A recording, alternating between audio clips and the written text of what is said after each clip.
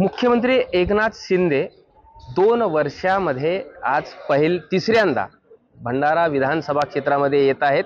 विविध विकास कामांच्या भूमिपूजनांचा सपाटा त्यांच्या हस्ते होणार आहे। इथे बघू शकता सोमवारला या कार्यक्रमाची इथे दैयत तयारी आमदार नरेंद्र भोंडेकर यांच्या वतीने करण्यात येत आहे। इथे एक साधारणतः 25 ते 30 हजारापेक्षा अधिक नागरिकांना बसण्याची व्यवस्था इथे करण्यात येणार आहे। पावसाचे दिवस आहे, पावसामुळे कुठल्याही येणाऱ्या मतदारांना येणाऱ्या नागरिकांना त्रास होऊ नये यासाठी वॉटरप्रूफ टेंट ची उभारणी होत आहे। आणि या संदर्भामध्ये सविस्तर बोलण्यासाठी आपल्यासोबत आमदार नरेंद्र भोंडेकर आहेत।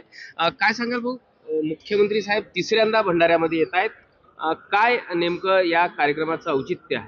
नक्कीच माननीय मुख्यमंत्री साहेब हे तिसऱ्यांदा भंडारा जिल्ह्यामध्ये येत आहेत आणि विशेषतः कुठल्याही प्रचारासाठी येत नाहीत। बरेचदा आपण बघतो का प्रचारासाठी नेते येत असतात, परंतु हे भूमिपूजनासाठी म्हणजे माननीय मुख्यमंत्री हे भाषणबाजीमध्ये विश्वास ठेवत नाही तर रासनमध्ये विश्वास ठेवतात। आणि ह्या महाराष्ट्राचे मुख्यमंत्री येत असताना हे चौथ्यांदा 547 कोटीचं भूमिपूजन होत आहे। आणि ह्या 547 कोटीमध्ये राष्ट्रीय जागतिक दर्जाचा हा जल पर्यटन जो आहे याच्या पहिल्या टप्प्याचं आज भूमिपूजन होत आहे। तर नक्कीच यामधून जवळपास 10,000 म्हणजे जवळपास 13 ते 14 जेटी आहेत। ह्या 13 ते 14 जेटीमधून जवळपास 10,000 लोकांना रोजगार मिळणार आहे भविष्यामध्ये टप्प्याटप्प्यानं।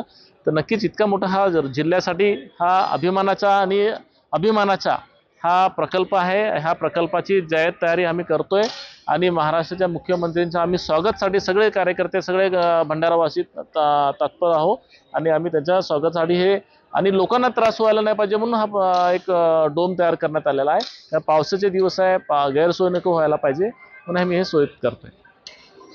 निश्चितच भंडाऱ्याचं नाव ज्या प्रकल्पामुळे जागतिक स्तरावर जाणार आहे अशा जागतिक जलतरण केंद्राचं जलतरण पर्यटन केंद्राचं भूमिपूजन मुख्यमंत्र्यांच्या हस्ते होणार आहे आणि इथे तयारी सुरू असल्याचं बघायला मिळत आहे। प्रशांत देसाई, एबीपी माझा, भंडारा। एबीपी माझा, उघडा डोळे बघा नीट।